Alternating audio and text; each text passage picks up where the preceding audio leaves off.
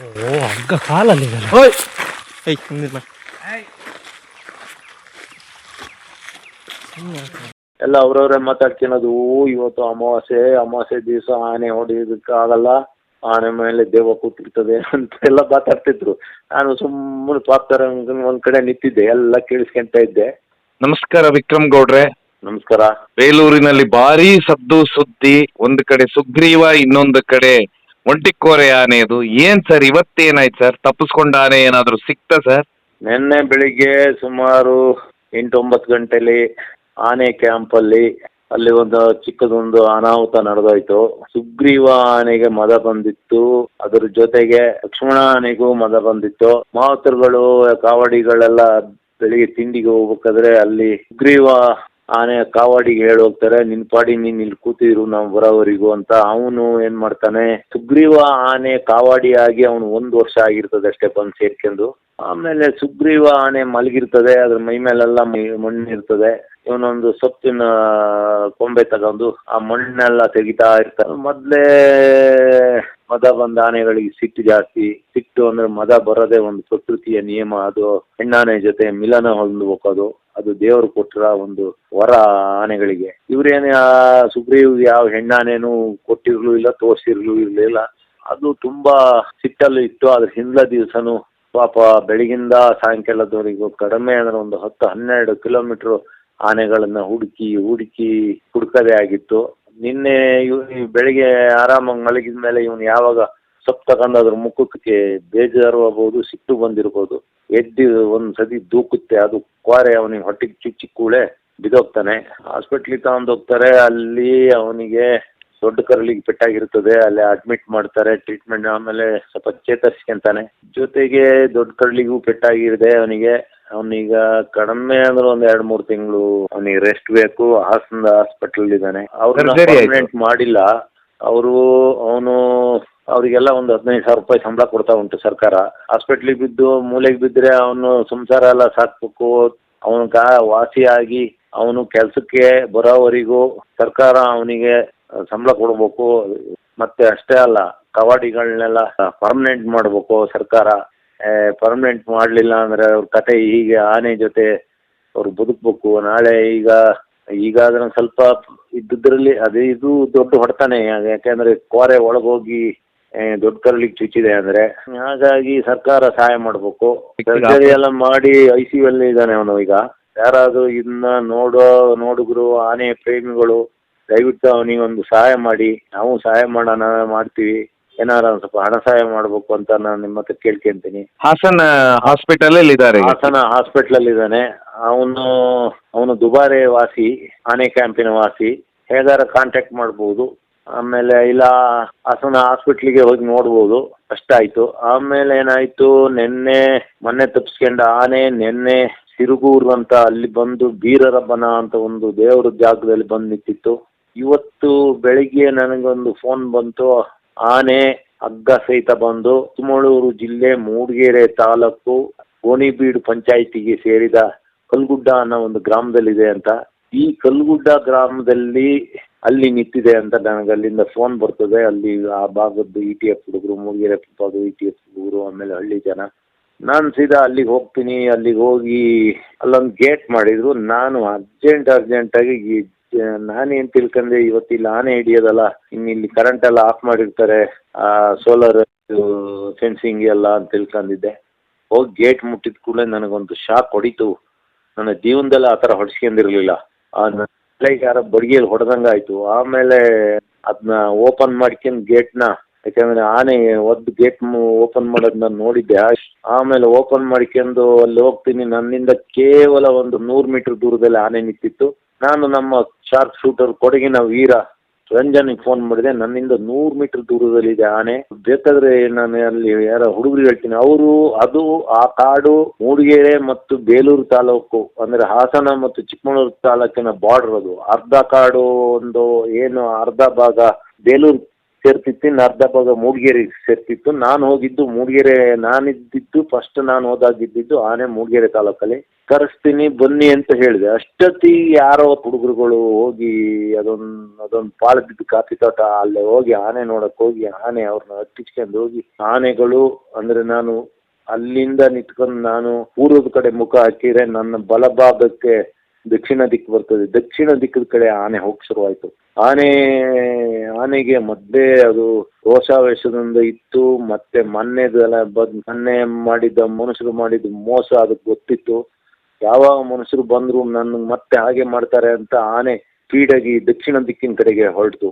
ನಾವು ಫಾಲೋ ಮಾಡಿದ್ವು. ಅಲ್ಲಿಂದ ಹೋಗಿ ಮೂಡಿಗೆರೆ ಟು ಬೇಲೂರು ರೋಡು ಅಂದ್ರೆ ಜನ್ನಾಪುರ ಟು ಬೇಲೂರು ರೋಡಲ್ಲಿ ಆನೆ ರೋಡ್ ದಾಟಿ ಅಲ್ಲಿಂದ ಒಂದು ಮೂರ್ತಿ ತೋಟ ಅಂತ ಇದೆ, ಅಲ್ಲಿಗೆ ಹೋಯ್ತು. ನಾವು ಅಷ್ಟೊತ್ತಿಗೆ ಈ ಕಡೆಯಿಂದ ಜೀಪ್ ತಗೊಂಡು ಮೂರ್ತಿ ತೋಟದ ಹತ್ರ ಹೋಗ್ಬೇಕಾದ್ರೆ ಪಾಸ್ ಆಯ್ತು. ಅಷ್ಟೊತ್ತಿಗೆ ಈಗೇನೋ ಒಂದು ಹೊಸ ಬೆಳವಣಿಗೆ ಆಗಿದೆ. ಒಂದು ನಾಯಿ ಹಿಡ್ಕೊಂಡು ಯಾರೋ ಒಬ್ಬ ಓಡಿ ಬರ್ತಾ ಇದ್ದಪ್ಪ, ಏನೋ ಡಾಗ್ ಸ್ಕ್ವಾಡ್ ಅಂತೆ. ಆ ನಾಯಿ ಹಿಡ್ಕೊಂಡು ಹೋದ್ರೆ ನಾಯಿ ಮೊದಲೇ ಆನೆಗಳಿಗಾಗಲ್ಲ. ಆನೆಗಳು ಹತ್ಸ್ಕೊಂಬಂದ್ರೆ ಈ ನಾಯಿಗಳು ಬೇರೆ ಕಡೆ ಓಡಲ್ಲ, ಓಡಿ ಬಂದು ಅದ್ರ ಯಜಮಾನ್ ಹತ್ರಕ್ಕೆ ಬರೋದು. ಆಗ ಸುಮಾರು ಜನ ಇಲ್ಲಿ ಸತ್ತೋಗಿದ್ದಾರೆ. ನಾಯಿ ಹಿಡ್ಕೊಂಡು ಬಂದ್ಬಿಟ್ಟ. ನನ್ಗನ್ನಿಸ್ತು ಇವನ್ ಜೊತೆ ಹೋದ್ರೆ ನಾವು ಪೋಸ್ಟ್ ಮಾರ್ಟಮ್ ಮಾಡ್ತಾರೆ, ಮಾಡಿಸ್ಕೋಬೇಕಾಗ್ತದೆ, ಇಲ್ಲ ಅಂದ್ರೆ ನಮ್ಗೊಂದು ಫೋಟೋಗೆ ಹೂವಿನಾರ ಹಾಕ್ತಾರೆ ಅಂತ ಹೇಳಿ ನಾನು ಹೋಗ್ಲಿಲ್ಲ. ನಾನು ಬೇರೆ ಕಡೆ ಹೋದೆ. ಬೇರೆ ಕಡೆ ಮತ್ತೆ ಜೀಪ್ ತಗೊಂಡು ಅಲ್ಲಿಂದ 5 ಕಿಲೋಮೀಟರ್ ದೂರ ಹೋಗಿ ಅಡ್ಡ ಕಟ್ಟಿದೆ. ಅಲ್ಲಿ ನಾನು ಹೋಗಿ ದೊಡ್ಡಗೊಳ್ಳ ಅಂತ ಎಸ್ಟೇಟಿಗೆ ಹೋಗ್ಬೇಕಾದ್ರೆ ನಾನು ಹೋಗಿ ಅಲ್ಲಿ ನಿಲ್ಸಕ್ಕೂ ಅಲ್ಲಿದ್ದ ಲೇಬರ್ಸ್ ಎಲ್ಲ ಜೋರು ಕಿಚ್ಚಿಕೊಂಡು ಓಡಿ ಬಂದ್ರು. ಏನದು ಕರ್ರೆ ಆನೆ ಬಂತು, ಬನ್ನಿ ಎಲ್ಲ ಬನ್ನಿ ಅಂತ ಹೇಳಿ ಕರ್ಕೊಂಡ್ಬಂದು ಅವ್ರನ್ನೆಲ್ಲ ತಗೊಂಡೋಗಿ ಅವರ ಕ್ವಾರ್ಟರ್ಸ್ಗೆಲ್ಲ ಫಾರೆಸ್ಟ್ನವರು ಸುತ್ತಮುತ್ತ ಆನೆ ಹಿಡಿತೀವಿ ಅಂದ್ರೆ ಸುತ್ತಮುತ್ತ ಒಂದು 5-10 ಕಿಲೋಮೀಟರ್ ದೂರಲ್ಲಿ ಅನೌನ್ಸ್ ಮಾಡಬೇಕು, ಯಾರು ಲೇಬರ್ಸ್ ಕೆಲಸ ಕೊಡಬಾರ್ದು ಅಂತ. ಇವರು ಅನೌನ್ಸ್ ಮಾಡಿಲ್ಲ. ಅದು ಬೇಲೂರು ತಾಲೂಕಿಗೆ ಸೇರ್ತದೆ. ಆಮೇಲೆ ಅಲ್ಲಿಂದ ಆನೆಯ ದೊಡ್ಡಗೊಳ್ಳ ಅಂತ ಎಸ್ಟೇಟ್ ಅಂತ, ಅಲ್ಲಿಂದ ಹೋದವು. ಆನೆ ಮೇಲೆ ನಂದಿ ಬೆಟ್ಟ ಎಸ್ಟೇಟಿಗೆ ಹೋಗ್ತದೆ ಅಂತ ಹೋಗಿ ಅಲ್ಲಿ ಹೋಗಿ ಅಡ್ಡ ಕಟ್ಟಿದ್ವು. ನಂದಿ ಬೆಟ್ಟದ ಹತ್ರ ಆನೆ ನನಗೊಂದು ಗೊತ್ತಿತ್ತು. ಯಾಕಂದ್ರೆ ಈ ಆನೆಯ ಹಿಂಭಾಗದ ಕಾಲಿಗೆ ಸುಮಾರು 40 ಅಡಿದು ಒಂದು ನೈಲನ್ ಹಗ್ಗ ಕಟ್ಟಿದ್ದು ಇದ್ರ ಕಾಲಲ್ಲೇ ಇತ್ತು. ಆಮೇಲೆ ಇದ್ರ ಮಧ್ಯದಲ್ಲಿ ಒಂದು ನಂಗೆ ಬೆಳವಣಿಗೆ ಆಯಿತು. ನಂಗೆ ಅದು ಭಾರಿ ಖುಷಿ ಆಯಿತು. ಯಾಕೆಂದ್ರೆ ಅದು ಕುತ್ತಿಗೆಯಲ್ಲಿ ದೊಡ್ಡ ಹಗ್ಗ ಇತ್ತು, ದಪ್ಪ ಹಗ್ಗ. ಅವತ್ತು ಕಿತ್ಕೊಂಡು ಹೋಗಿದ್ದು ನಾನು ಅದಿದೆ ಅಂತ ತಿಳ್ಕೊಂಡಿದ್ದೆ. ಆದ್ರೆ ಇದೇ ಎಳೆದಾಕಿರ್ಬೋದು, ಇಲ್ಲ ಅಂದ್ರೆ ಇದು ಎಳೆಯಕ್ಕೆ ಸಾಧ್ಯ ಇಲ್ಲ. ಬೇರೆ ಆನೆಗಳನ್ನು ಎಳೆದ್ ಬಿಸಾಕಿದಾವೆ. ಹಾಗಾಗಿ ಅದು ಕುತ್ತಿಗೆ ಹಗ್ಗನ ಅದು ಇರಲಿಲ್ಲ. ಆದ್ರೆ ಕಾಲ್ ಹಗ್ಗ ಬಂದಿತ್ತು. ಆಮೇಲೆ ಆ ಕಟ್ಟಿ ಕಾಲಿನ ಪಾದ ದಪ್ಪ ಊದಿದೆ, ಜೊತೆಗೆ ಅಲ್ಲಿ ಕೊರ್ದಿದೆ, ಮಾಂಸ ಕೊರ್ದೋಗಿದೆ. ನಾಳೆವರೆಗೂ ನಾಳೆನೂ ಅದಕ್ಕೆ ನಾನು ಟ್ರೀಟ್ಮೆಂಟ್ ಕೊಡ್ಲಿಲ್ಲ ಅಂದ್ರೆ ಆನೆ ಕಾಲು ನಾಳೆ ಹಿಡಿಲೇ ಇಲ್ಲ ಅಂದ್ರೆ ಆನೆದು ಕಾಲು ಭಾರಿ ಡೇಂಜರ್ ಆಗೋ ಚಾನ್ಸ್ ಇದೆ.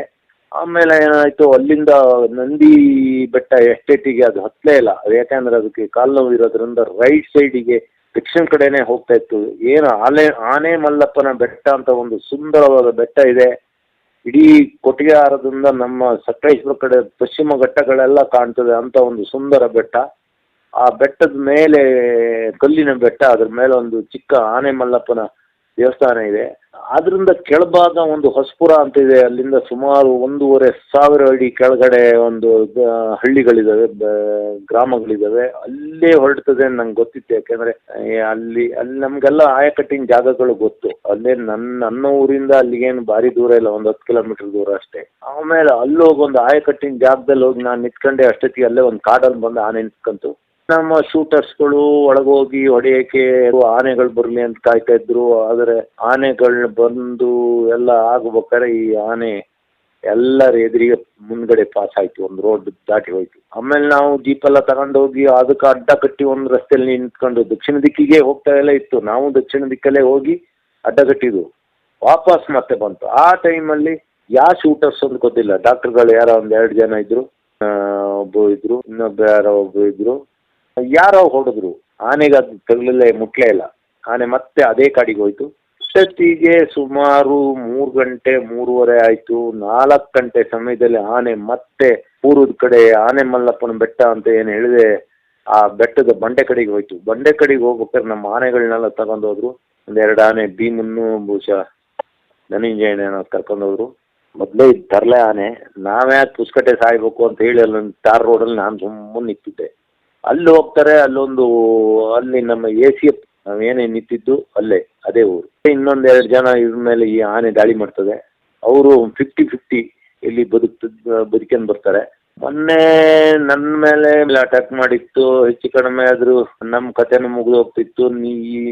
ನಿನ್ನೆ ಇಲ್ಲ, ಇವತ್ತು ಮತ್ತೆ ನಮ್ಮ ಎಸ್ ಫಾರೆಸ್ಟ್ ಅಂತ ಕಾಣ್ತದೆ, ಅವ್ರ ಮೇಲೆ ಇನ್ನೊಬ್ಬರ ಮೇಲೆ ದಾಳಿ ಮಾಡಿ ಅವರು ಉಳ್ಕೊಂಡ್ರು. ಅದಾದ್ಮೇಲೆ ಏನಾಯ್ತು, ಆನೆ ಒಂದು ಸುಮಾರು 4 ಗಂಟೆ ಸಮಯದಲ್ಲಿ 4:15 ಸಮಯದಲ್ಲಿ ಓಪನ್ ಪ್ಲೇಸಿಗೆ ಬಂದು ಹೊರಡ್ತದೆ. ಹೊಡಿತಾರೆ, ಸ್ಟಾರ್ಟ್ ಮಾಡ್ತಾರೆ. ಅಲ್ಲೇನ ಅಡ್ಡ ಏನೂ ಇರಲಿಲ್ಲ, ಒಂದು ಓಪನ್ ಜಾಗ. ಆದ್ರೆ ಇವ್ರು ಹೊಡೆದಿದ್ದು, ಇವರ ಡಾಟ್ ಮಾಡಿದ್ದು ಇವರ ಸಿರಿಂಜ್ ಆನೆ ಬೇಗ ತಗೊಳ್ಳೇ ಇಲ್ಲ. ಆನೆ ಕಾಲ್ಬಡ್ಡಿಗೆ ಹೋಗಿ ಬೀಳುತ್ತೆ.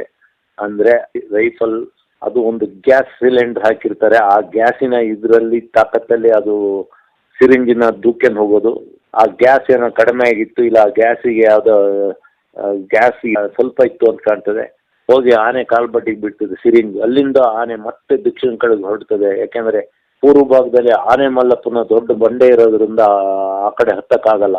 ಆಮೇಲೆ ಭೀಮ, ಧನಂಜಯ, ಆಮೇಲೆ ನಾವೆಲ್ಲ ರಸ್ತೆಯಲ್ಲಿ ಹಿಂಬಾಲಿಸ್ತು. ಅಲ್ಲೊಂದ್ ಕಡೆ ಮತ್ತೆ ಪಾಸ್ ಆಯ್ತು. ಅಲ್ಲಿಂದ ಮುಂದೆ ಅಲ್ಲಿಂದ ಒಂದು ಸರ್ವೆ ನಂಬರ್ 73 ಅಂತ ಅಲ್ಲೊಂದು ಕಾಡಿದೆ, ಸುಮಾರು 30 ಎಕರೆ, ಒಂದು ನಿತ್ಯ ಹರಿದ್ವರ್ಣ ಕಾಡು, ಭಾರಿ ಸುಂದರವಾದ ಕಾಡು. ಅದರಲ್ಲಿ ಬಿದಿರು, ಹುಲ್ಲು ಮತ್ತೆ ಒಂದು ಸ್ವಲ್ಪ ನೀರು ಎಲ್ಲ ಇದೆ. ಆನೆ ಅಲ್ಲಿಗೆ ಹೋಗ್ತಿದೆ ಅಂತ ನಮ್ಗೆ ಗೊತ್ತಾಯ್ತು. ನಾವು ಮುಂದೆ ಮುಂದೆ ಮುಂದೆ ಬೇಗ ಹೋಗಿ ನಾವು ಅಡ್ಡಗಟ್ಟಬೇಕಾದ್ರೆ ಆನೆ ನಮ್ಮ ಎದುರಿಗೆ ಮತ್ತೆ ಅಲ್ಲಿಂದ ಕಾಡೊಳಿಗೆ ಹೋಯ್ತು. ಆಮೇಲೆ ಅಷ್ಟೊತ್ತಿಗೆ 5:30 ಆಯ್ತು. ಅಲ್ಲಿಂದ ಮುಂದೆ ಆ ಕಾಡಿಂದ ಮುಂದೆ ಹೊಸಳ್ಳಿ ಸ್ಟೇಟ್ ಅಂತ, ಅದು 1,000 ಎಕರೆ, ಅದು ಸುಮಾರು ಒಂದು 100-150 ವರ್ಷದ ಹಿಂದೆ ಮಾಡಿದ್ದ ಒಂದು ದೊಡ್ಡ ಕಾಫಿ ತೋಟ. ಅಂದ್ರೆ ಅದೊಂದು ದೊಡ್ಡ ರೋಬಸ್ಟ ಗಿಡಗಳು, 10-12 ಅಡಿ ಹೈಟ್ ಇರೋ ಅಂತ ರೋಬಸ್ಟ ಗಿಡಗಳು. ಅದ್ರೊಳಗೆ ಆನೆ ಹೋಯ್ತು.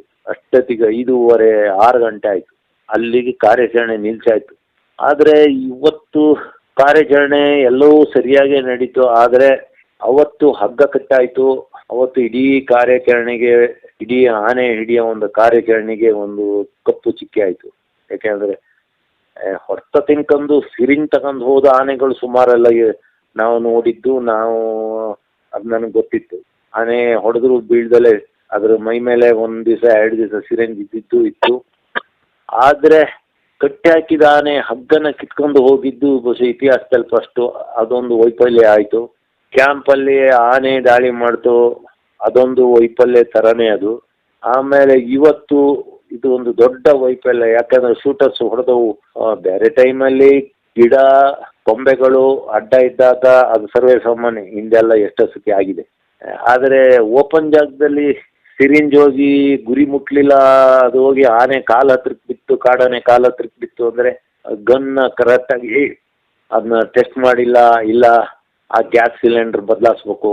ಇದ್ರ ಮಧ್ಯದಲ್ಲಿ ಆನೆ ಕಾಲು ಇವರು ಹಾಕಿದ ಹಗ್ಗ ಹಾಕಿ ಕಟ್ಟಿದ ಜಾಗ ತುಂಬಾ ಕೊರೀತಿದೆ, ಪಾದ ದಪ್ಪ ಆಗ್ತಾ ಇದೆ, ಪಾದ ಊದಿದೆ. ಇನ್ನು ನಾಳೆ ಏನಾರ ಆನೆನ ಹಿಡಿದು ಏನು ಹಗ್ಗನ ಕತ್ತರಿಸಿರ್ಲಿಲ್ಲ ಅಂದ್ರೆ ಇಡೀ ಸ್ಕಿನ್ನೇ ಹೋಗ್ತದೆ. ಆ ಆನೆ ಒಂದು ಸುಂದರವಾದ ಒಂದು ಇನ್ನೂ ಹುಡುಗ ಆನೆ, ಅದು ಯಾರನ್ನೂ ಕೊಂದಿಲ್ಲ, ಅದ್ರ ಪಾಡಿಗೆ ಅದ್ರ ಜೀವನ ಸಾಗಿಸ್ತಾ ಇತ್ತು. ಕೊಂದವರು ಯಾರೋ ಸುಮ್ಮನೆ ಈ ಆನೆನ ಎಲ್ಲ ಕೆಲವು ಮಾಧ್ಯಮದವರೆಲ್ಲ ಬಿಂಬಿಸ್ತಾ ಇದಾರೆ, ಕೊಲೆಗುಡುಕ ಆನೆ, ನರಹಂತಕ ಆನೆ ಅಂತ. ಯಾರನ್ನೂ ಸಾಯಿಸ್ಲಿಲ್ಲ, ಅದು ಪಾಡಿಗೆ ಅದು ಇತ್ತು. ನಾನು ಮೊನ್ನೆ ಒಂದು ಮರ ತಕ್ಕಾಗ್ದಲೆ ಏಣಿ ಇಟ್ಕೊಂಡು ನಾನು ಹತ್ತಿ ನಿಂತಾಗ ಅದರದ ಕುಟುಂಬದ ಜೊತೆ ಆರಾಮಾಗಿ ನಿದ್ದೆ ಮಾಡ್ತಾ ಇತ್ತು. ಅದು ಅಂತ ಆನೆಗಳನ್ನೆಲ್ಲ ಈ ರೀತಿ ಮಾಡೋದು ಇಷ್ಟೆಲ್ಲ ಆಗಿದೆ. ಸುಗ್ರೀವ ಆನೆ ಬದಲಿಗೆ ಯಾವ್ದು ಬಂತು ಸರ್? ಆಮೇಲೆ ಏನಾಯ್ತು ಅಂದ್ರೆ ಮಧ್ಯಾಹ್ನದ ಹೊತ್ತಿಗೆ ಭೀಮ ಮತ್ತೆ ಶ್ರೀಕಂಠ ಆನೆಗಳು ಬಂದು. ಶ್ರೀಕಂಠ ಆನೆನ ತರಲಿಲ್ಲ, ಭೀಮನ್ ತಂದಿರು. ಭೀಮನ್ ನೋಡಿ ಕೂಳೆ ಅಲ್ಲೊಂದು ಸೇರಿದ ಒಂದು 500 ಜನ ಬೊಬ್ಬೆ ಹಾಕಕ್ ಶುರು ಮಾಡಿದ್ರು, ಭೀಮ ಅಂತ. ಅಲ್ಲೆಲ್ಲ ಮಕ್ಕಳೆಲ್ಲ ಖುಷಿಯಲ್ಲಿ ಪಡ್ತಿದ್ರು. ಆಮೇಲೆ ನಾನು ಅಲ್ಲೊಂದ್ ಕಡೆ ಸುಮ್ಮನೆ ನಿಂತಿದ್ದೆ.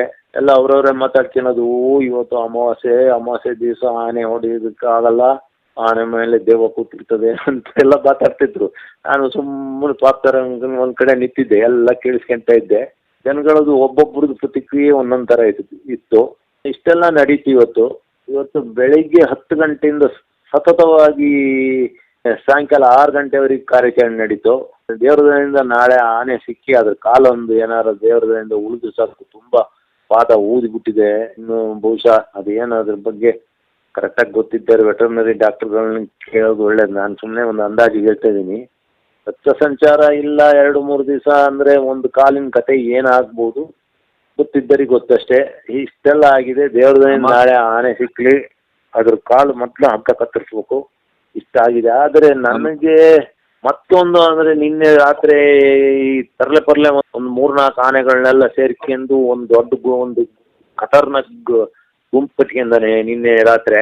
ಅವರೆಲ್ಲ ಮತ್ತೆ ಭೀಮನ್ ಮೇಲೆ ಬರೋ ಚಾನ್ಸ್ ಇದೆ ಅಂತ ಕಾಣ್ತದೆ. ಈಗ ಒಂದಾಗ್ಬೋದು ಇವತ್ತು ರಾತ್ರಿ ಈ ಕ್ಯಾಪ್ಟನ್ ಖತರ್ನಾಕ್ ಗುಂಪುಗಳಿದಾವಲ್ಲ ಆ ಗುಂಪು ಮತ್ತೆ ಈ ಇವತ್ತು ನಿನ್ನೆಯಿಂದ ಮೊನ್ನೆಯಿಂದ ತಪ್ಪಿಸ್ಕೊಂಡು ಹೋಗಿದೆ ಆನೆ, ಅವು ಹತ್ರಕ್ಕೆ ಬಂದು ಅವೆಲ್ಲ ರಾತ್ರಿ ಒಟ್ಟಿಗಾಗ ಚಾನ್ಸ್ ಇದೆ ಕಾನಹಳ್ಳಿ ಫಾರೆಸ್ಟ್ ಅಲ್ಲಿ. ಬಟ್ ಇದು ಸರ್ ಜೂನಿಯರ್ ಕರಡಿ ಏನು ತರಲೇ ಇಲ್ವಾ ಸರ್? ಜೂನಿಯರ್ ಕರಡಿ ಅವನ ಪಾಡಿಗೆ ಅವನಿದ್ದಾನೆ. ಆದ್ರೆ ಜೂನಿಯರ್ ಕರಡಿಗೆ ಸುಮಾರು 1 ತಿಂಗಳ ಹಿಂದೆ ಭೀಮ ಹೊಡೆದಾನೆ. ಹಿಂಭಾಗಕ್ಕೆ ಹೊಡೆದು ಪೆಟ್ಟು ಸರಿ ಪೆಟ್ಟಾಗಿದೆ. ಅಲ್ಲಿಂದ ಓಡಿ ಹೋದನು ಎಲ್ಲಿ ಭೂಗತ ಆಗಿ ತಲೆಮರೆಸ್ಕೊಂಡು ಕೂತಾನೆ ಅಂತ ಗೊತ್ತಿಲ್ಲ. ಜೂನಿಯರ್ ಕರಡಿಗೂ ಮದ ಬಂದಿತ್ತು, ಅದಕ್ಕೆ ಭೀಮ ಹೊಡೆದ ಅಂತ ಕಾಣ್ತದೆ. ಒಂದ್ ಕಡೆ ತೊಡೆ ಭಾಗದಲ್ಲಿ ಒಂದ್ಸರಿ ಸರಿ ಗಾಯ ಆಗಿದೆ. ಹಾಗಾಗಿ ಎಲ್ಲರೂ ಆರೋಪ ಮಾಡೋದು ಜೂನಿಯರ್ ಕರಡಿ ಮೇಲೆ ಈ ಆನೆ ಮಾಡಿದೆ ಅಂತ ಹೇಳಿ. ಹೌದು. ಅಲ್ಲಿ ಒಂದು ಆಲೂರು ತಾಲೂಕಲ್ಲಿ 4 ಆನೆಗಳು ಸೇರ್ಕೊಂಡವೆ. ನಮ್ಮಲ್ಲಿ ಇಲ್ಲಿದ್ದು ಒಂದು ಮಹಾನ್ ತರ್ಲೆ ಆನೆ KP ಕಾಲರ್ ಅಂತ, ಇದು ನವೆಂಬರ್ ತಿಂಗಳಲ್ಲಿ ಭೀಮನ್ ಜೊತೆ ಇದ್ದು ಭೀಮನ ರಕ್ಷಕನಾಗಿರ್ತದೆ. ಆಮೇಲೆ ಭೀಮನ್ ಜೊತೆ ಬಂದು ಭೀಮನ್ ಮದ ಹಚ್ಚಿ ಬಂದ್ಮೇಲೆ ಇದು ನದಿ ದಾಟಿ ಹೋಗಿ ಅಲ್ಲೊಬ್ಬ ಕೊಡ್ಲಿಪೇಟೆ ಭಾಗದಲ್ಲಿ ಒಬ್ಬನ ಸಾಯಿಸ್ತವೆ ಯಾವ್ದೋ ಆನೆ. ಅಲ್ಲಿಂದ ಒಂದು ಆನೆನ ಕರ್ಕೊಂಡು ಬಂದು ಬೇಲೂರು ಹತ್ರ ಅರ್ಧಕ್ಕೆ ಬಿಟ್ಟು ಹೊಡೋಗುತ್ತೆ. ಅದು ಒಬ್ಬಳು ಲೇಡಿ ಸಾಯಿಸ್ತದೆ. ಅದನ್ನ ಹಿಡಿದು ಈಗ ಆನೆಗೆಲ್ಲ 2 ತಿಂಗಳಿಗೆ ರೆಡಿಯಾಗಿದೆ. ಈಗ ಮತ್ತೆ ಇಲ್ಲಿ ಒಂದು ಆಲೂರು ಭಾಗದ ಕಾಡಲ್ಲಿ ಈಗ ಅಲ್ಲೊಂದು 4 ಆನೆ ಜೊತೆ ಸೇರ್ಕೊಂಡು ಅಲ್ಲೊಂದು ಸಾಮಾನ್ಯ ದೊಡ್ಡ ಆನೆನ ಫ್ರೆಂಡ್ ಮಾಡಿಕೊಂಡು ಆ ಆನೆನ ಈ KP ಕಲರ್ ಈ ಕಡೆ ಕರ್ಕೊಬರಕ್ ಪ್ಲಾನ್ ಮಾಡ್ತಾ ಇದ್ದಾನೆ. ಹಾಗಾಗಿ ಇದಾದ ಕೂಡಲೇ ಅಲ್ಲಿ ಹೋಗಿ ಹಿಡಿಯೋ ಚಾನ್ಸ್ ಇದೆ KP ಕಲರ್ ಆನೆ. ಅಷ್ಟು ಬೆಳವಣಿಗೆ ಆಗಿದೆ.